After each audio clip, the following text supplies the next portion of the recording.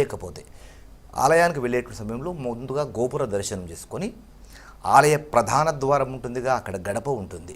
ఈ ఈ ప్రధాన ద్వారానికి రెండు వైపులా కూడా ఆలయ ద్వారపాలకులు ఉంటారు. ఆ గడపకి ద్వారపాలకులకు నమస్కారం చేసుకొని కుడికాలును లోపల పెట్టి ముందుకు వెళ్ళాలి. మొట్టమొదలు ధ్వజస్తంభం కనపడుతుంది. ధ్వజస్తంభాన్ని కింద నుంచి పై వరకు కూడా చూసి నమస్కారం పెట్టాలి.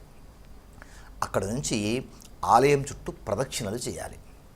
ఎన్ని ప్రదక్షిణాలు చేయాలండి అని మళ్ళీ అడుగుతారు. 3 ప్రదక్షిణాలు చేస్తే చాలు అని శాస్త్రం చెప్తుంది.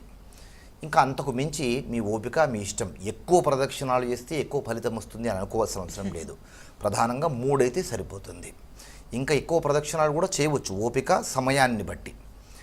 ఇలా ప్రదక్షిణాలు చేసేంతసేపు కూడా భగవన్నామ స్మరణ మనసులో చేసుకుంటూనే ప్రదక్షిణ చేయాలి. ఒక గర్భవతిగా ఉన్నటువంటి స్త్రీ పైన ఒక బిందెలో నీళ్లు పట్టుకొని నడిస్తే ఎట్లా నడుస్తుందో అలా నడవాలి అని చెప్తారు. ఎక్కువగా వేగంగా కాకుండా, మరీ మెల్లిగా కాకుండా, ఒక మోతాదులో అలా ఆలయం చుట్టూ నమస్కార ముద్రలో పెట్టుకొని భగవన్నామ స్మరణ చేసుకుంటూ 3